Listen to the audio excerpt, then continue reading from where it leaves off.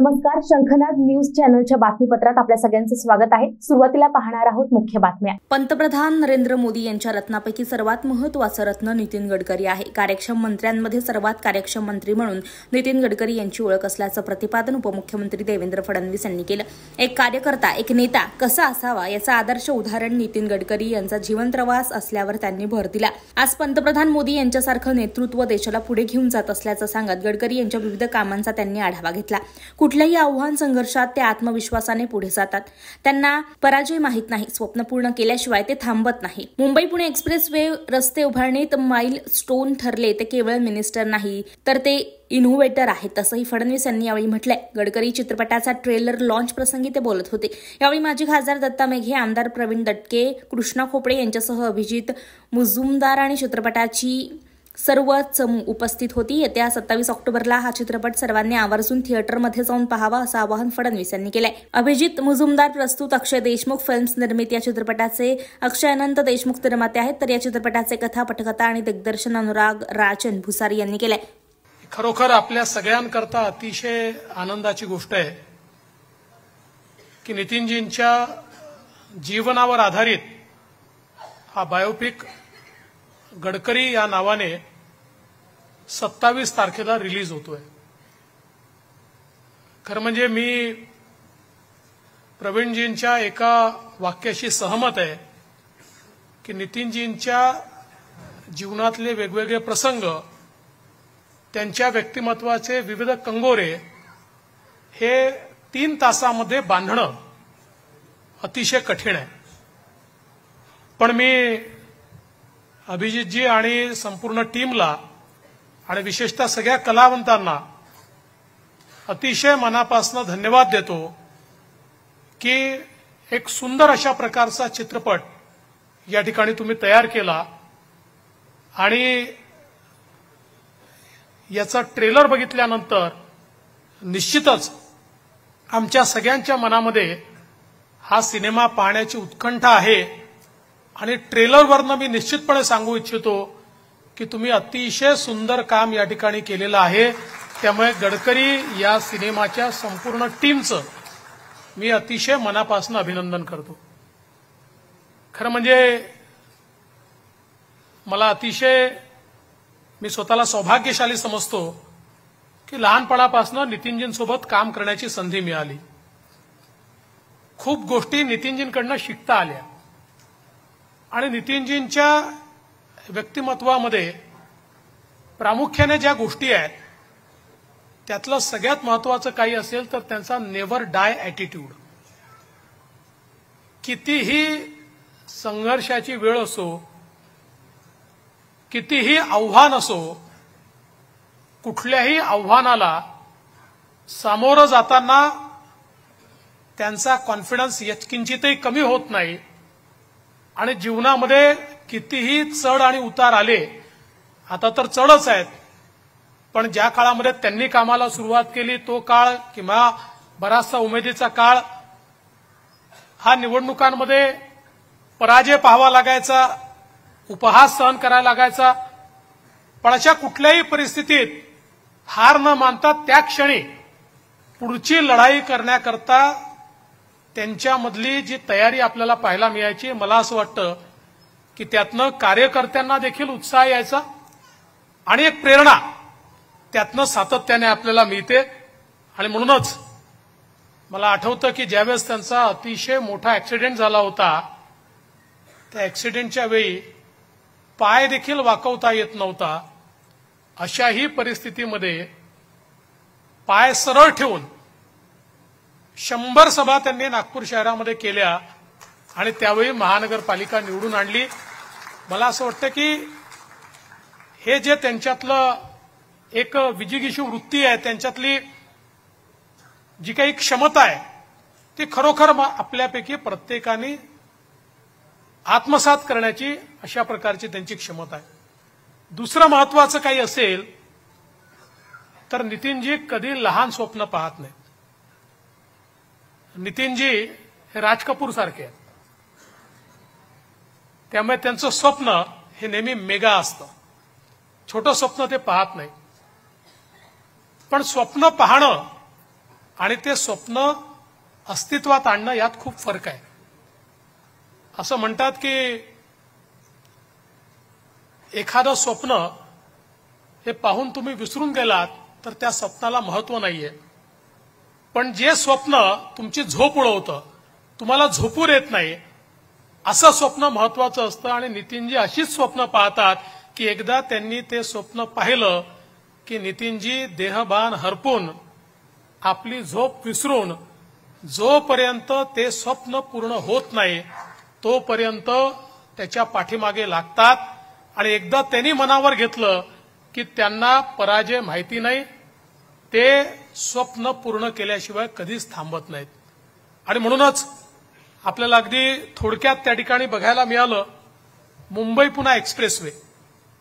मुंबई पुणे एक्सप्रेसवेच्या वेळी एकच टेंडर आलं होतं रिलायन्सचं आणि 3600 कोटी रुपयाचं हे टेंडर होतं. आणि त्यावेळेस नितीनजींना सगळ्या इंजिनियर्सनी मिळून सांगितलं साहेब हा रोड आपण याच्यापेक्षा कितीतरी कमी पैशात करू शकतो. आणि मग नितीनजींनी निर्णय केला, MSRDCची स्थापना केली. त्यावेळी धीरूभाई अंबानी होते, ते म्हणाले तू करतोय मला हरकत नाहीये, पण हे कधी पूर्ण होऊ शकणार नाही. आणि मग नितीनजींनी सांगितलं पूर्ण करून दाखवेल. आणि त्यांनी MSRDCचा निर्माण केला आणि 3600 कोटी रुपयाचं टेंडर बाजूला करून 1600 कोटी रुपयात त्यावेळी मुंबई पुणे एक्सप्रेसवे हा त्यांनी बांधला. आणि हा एक्सप्रेसवे भारताच्या रस्त्यांच्या इतिहासातला एक वॉटरशेड मुवमेंट होता, एक माइलस्टोन होता की ज्यातनं एकूणच भारतामध्ये रस्त्यांकडे पाहण्याचा दृष्टिकोन आपला बदलला. आणि आज आपण पाहतोय की संपूर्ण देशामध्ये आपल्याला हायवेज पाहायला मिळत आहेत.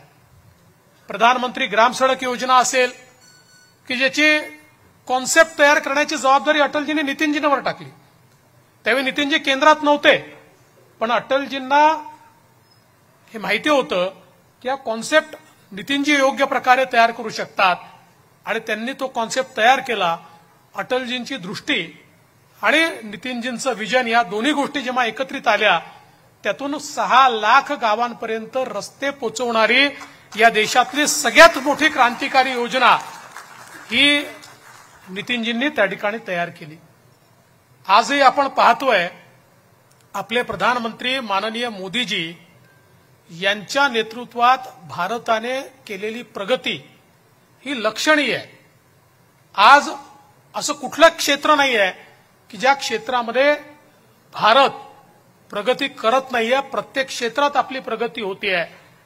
आपण सगळ्यांनी बघितलं आणि आपल्या सगळ्यांकरता तो क्षण हा अतिशय आनंदाचा क्षण होता ज्यावेळी चंद्राच्या साऊथ पोलवर चंद्रयान उतरलं आणि जगातला पहिला देश भारत झाला की ज्याने चंद्राच्या साऊथ पोलवर चंद्रयान उतरवून दाखवलं. अशा प्रकारच्या या भारताच्या विकासामध्ये आज भारत जगातली 5वी सगळ्यात मोठी अर्थव्यवस्था झाला. लवकरच भारत जगातली 3री सगळ्यात मोठी अर्थव्यवस्था बनेल. पण या अर्थव्यवस्थेचा जो रोडमॅप माननीय मोदी साहेबांनी तयार केला तो इन्फ्रास्ट्रक्चर लेड डेव्हलपमेंटचा रोडमॅप तयार केला. आणि त्यातली सगळ्यात महत्वाची जबाबदारी जर कोणाला दिली असेल तर ती माननीय गडकरी साहेबांना दिली. आणि गडकरी साहेबांनी या देशातलं इन्फ्रास्ट्रक्चर बदलून दाखवलं. आज आपण पाहतोय की अगदी सीमेपर्यंत रस्ते पोचले आहेत. एक काळ असा होता, मी आत्ताच लद्दाखला जाऊन आलो आणि त्या ठिकाणी एका वॉर म्युझियम आणि मेमोरियलचं त्या ठिकाणी मी भूमिपूजनाला गेलो होतो. आणि तिथले जे सर्वोच्च अधिकारी आहेत त्यांच्याशी मी चर्चा करत होतो. त्यावेळेस ते असं म्हणाले की बघा मागच्या काळात सरकारचं विजन काय होतं. तर आम्ही ज्यावेळी UPAच्या सरकारच्या काळात त्यांना सांगितलं की चीन सीमेपर्यंत रस्ते बनवतोय, आपल्याला अडचण होईल, त्यावेळेस सरकारने सांगितलं की आमची ही पॉलिसीच आहे की आपल्याला सीमेवर रस्ते बनवायचेच नाही आहेत. आपण रस्ते सीमेवर बनवले नाही तर त्या ठिकाणी वर्दळी होणार नाही, कोणी आतमध्ये येणार नाही आणि कोणी काही आपल्यावर हल्लाही करू शकणार नाही. अशा प्रकारचा बाळबोध विचार हा त्या सरकारमध्ये होता. पण मोदीजींनी सांगितलं सीमा सुरक्षित ठेवायची असेल तर आमचं आर्म्स आणि अम्युनिशन हे कमीत कमी वेळामध्ये सीमेवर पोहोचलं पाहिजे आणि त्याकरता सीमेपर्यंत उत्कृष्ट रस्ते असले पाहिजेत, टनेल्स असले पाहिजेत. आणि ते सगळं काम गेल्या 9 वर्षामध्ये माननीय मोदीजींच्या नेतृत्वामध्ये नितीनजींनी करून दाखवलं. मला तो अधिकारी सांगत होता की आता आम्हाला कुठल्याही क्षणी आमच्यावर हल्ला झाला तरी सगळं आमचं अम्युनिशन जेवढं आम्हाला पाहिजे हे आम्ही लेस दॅन 24 आवर्स आणि मेजर अम्युनिशन इन 12 आवर्स आम्ही सीमेवर डिप्लॉय करू शकतो, जे कदाचित आम्ही 15 दिवस महिनाभर देखील करू शकलो नसतो, कदाचित काही ठिकाणी तर करूच शकलो नसतो. आणि ज्या प्रकारचे टनेल्स झाले आहेत, 6-6 तास ज्या ठिकाणी पोचायला लागायचे 45 मिनिटात आपण पोहोचतोय. आज अटल टनेल सारखं टनेल हे भारताला ग्लोबल सुपर पॉवरच्या रांगेत नेऊन उभं करताय. हे काम या भारतामध्ये नितीनजींनी करून दाखवलं. आणि हे सगळं करताना मिनिस्टर अनेक असतात, पण नितीनजी केवळ मिनिस्टर नाही आहेत, ते इनोव्हेटर आहेत. कुठल्याही क्षेत्रामध्ये इनोव्हेशन ही नितीनजींची हा त्यांचा स्थायी भाव आहे. म्हणजे मग ज्याचा उल्लेख केला की सांडपाण्यावर प्रक्रिया करून ते सांडपाणी विकण्यापासनं तर वेगवेगळ्या टेक्नॉलॉजीज आणण्यापर्यंत आज आपण बघतोय की भारताने इथेनॉलमध्ये खूप प्रगती केली आहे. अटलजीच्या काळात इथेनॉल पॉलिसी आली. ती पॉलिसी येतानाही त्या कमिटीमध्ये माननीय गडकरी साहेब होते आणि त्या काळात ते सांगायचे की भविष्य इथेनॉलचं आहे. आज आपण पाहतोय इतक्या मोठ्या प्रमाणात इथेनॉलची निर्मिती आपण करतोय आणि त्यामुळे आपले लाखो कोटी रुपये डॉलरच्या स्वरूपात परकीय चलन हे वाचवण्याचं काम आज या ठिकाणी आपण करू शकतो. शेतीचं क्षेत्र असो, उद्योगाचं क्षेत्र असो किंवा इन्फ्रास्ट्रक्चरचं क्षेत्र असो, प्रत्येक क्षेत्रामध्ये इनोव्हेशन आणून कॉस्ट कशी कमी करता येईल, स्पीड कशी वाढवता येईल, सस्टेनेबिलिटी कशी आणता येईल, हा त्यांचा प्रयत्न असतो. आणि म्हणून देशामध्ये करोडो रुपयाचे म्हणजे हजारो लाखो कोटी रुपयाचे काम करणारे नितीनजी ज्यावेळी नागपूरमध्ये एखाद्या कॉन्क्रीट रोडचं काम करतात किंवा आपल्या फुटाळ्याच्या फवाऱ्याचं काम करतात, त्यावेळी त्यातही त्यांचा तितकाच रस असतो. काय स्पेक्स केलेले आहेत, त्याचा काय परिणाम होणार आहे, त्याच्यातनं काय केलं पाहिजे. आणि अनेक वेळा मला असं वाटतं की नितीनजींसमोर प्रेझेंटेशन करणं हे इंजिनियर्स करता आणि आर्किटेक्ट करता एक चॅलेंज असतो. कारण ते एक प्रेझेंटेशन घेऊन येतात आणि दुसरंच प्रेझेंटेशन डोक्यात घेऊन परत जातात आणि मग नितीनजींनी सांगितलेलं प्रेझेंटेशन त्यांना करावं लागतं. कारण हे विजन त्यांच्याकडे आहे. आणि मला असं वाटतं की हे जे काही विजन आहे आणि ही काम करण्याची एक जिज्ञासा जी आहे ती अत्यंत महत्वाची आहे की ज्याच्यामुळे नितीनजींचं एकूण जे काही व्यक्तिमत्व आहे ते डिफाईन होतं. पण हे करत असताना एक अतिशय हळुवार मनाचा व्यक्ती म्हणून देखील नितीनजींकडे आपल्याला पाहता येईल. छोट्यातल्या छोट्या कार्यकर्त्याच्या पाठीशी उभे राहणारे, अडचणीतल्या कार्यकर्त्याला त्याचं ऑपरेशन असेल, त्याच्या घरचा काही प्रॉब्लेम असेल तर त्याच्या पाठीशी उभे राहणारे, कोविडच्या काळात आपल्या पाठीशी उभे राहणारे नितीनजी, किंवा इतकं सगळं करत असताना आपल्या परिवारात रमणारे नितीनजी देखील मला असं वाटतं की त्यांच्या स्वभावातला हा जो काही एक हळुवारपणा आहे तो देखील महत्वाचा आहे. अर्थात हा हळुवारपणा जरी असला तरी त्यांचा कणखरपणा जो आहे तो देखील अत्यंत महत्वाचा आहे. मगाशी जसं आमच्या खोपडे साहेबांनी सांगितलं, म्हणजे खरं तर अनेक वेळा अधिकारी जेव्हा काम करत नाही त्यावेळेस नितीनजी त्यांना जे बोलतात ते आपलं सेन्सर बोर्ड पास करू शकत नाही. त्याकरता गडकरी सिनेमा हा OTT प्लॅटफॉर्मवर आणावा लागेल वेब सिरीजच्या रूपानं. पण मला असं वाटतं की तो एक नागपुरी बाणा तो नितीनजींनी कायम ठेवलाय आणि ते सगळ्यांना सांगतात, हो माझी सवय, मी नागपूरचा आहे आणि मी असाच बोलतो. आणि ते जसे आहेत तसं त्यांना देशाने ऍक्सेप्ट केलंय.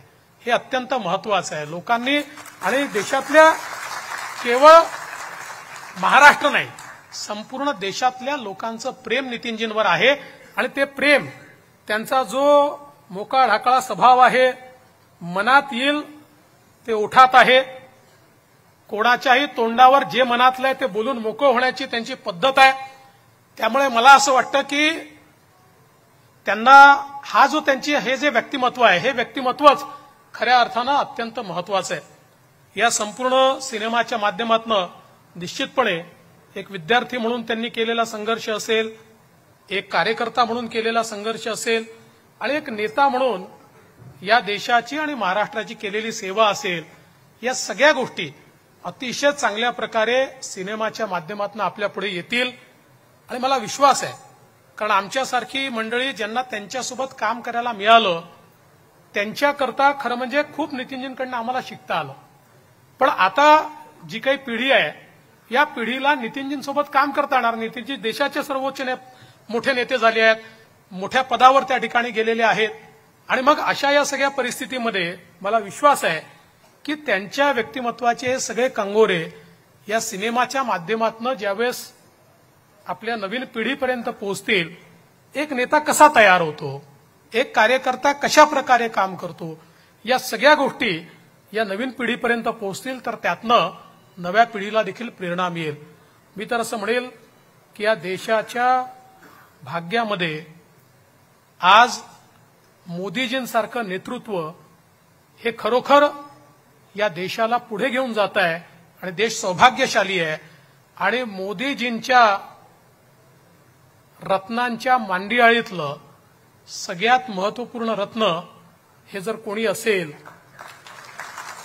मोदीजींचं कार्यक्षम मंत्रिमंडळात कार्यक्षमतेची मर्यादा ओलांडून काम करणारं कोणी असेल आणि मोदीजींचं इन्फ्रास्ट्रक्चरचं स्वप्न पूर्ण करून या भारताला बदलवणारं कोणी असेल तर ते माननीय नितीनजी गडकरी आहेत.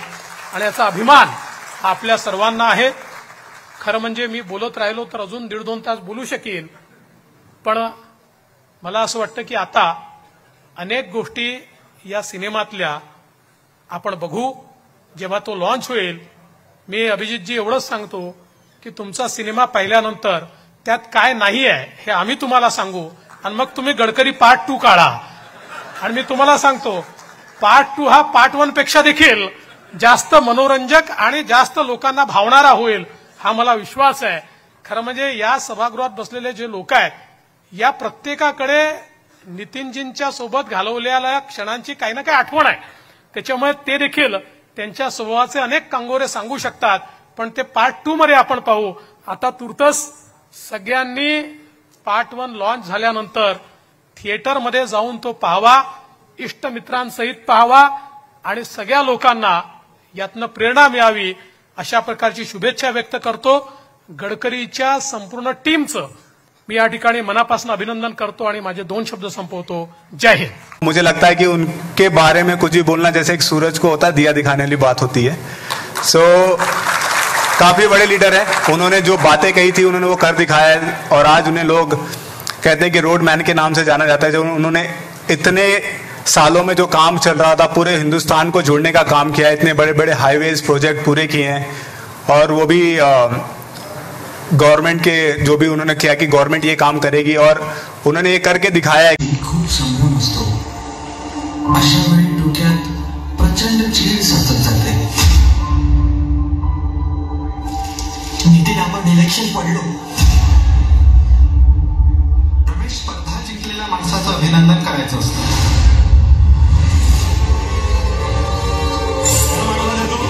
तोच कोण होया जीवाला जीव देणारे मित्र हाताशी घेऊन समाज हितासाठी तडफड करतो. इकडे लपून काय करतात तुम्ही लोक?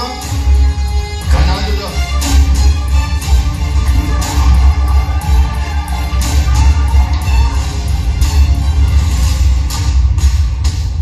आणि एक दिवस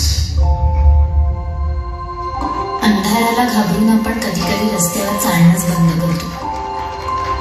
पण आपण विसरतो की अंधारात चालता चालता कधी ना कधी उजेड होणारच.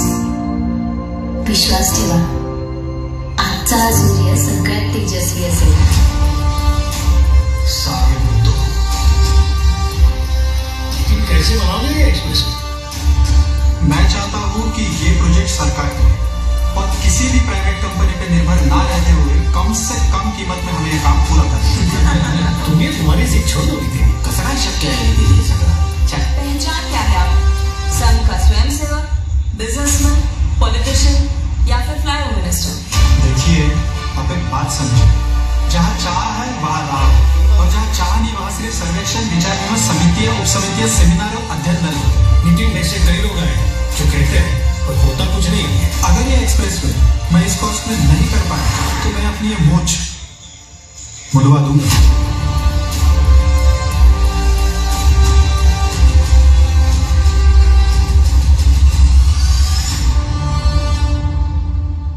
तर हे होतं आजचं बातमीपत्र. पुन्हा भेटूयात पुढच्या बातमीपत्रात. नमस्कार.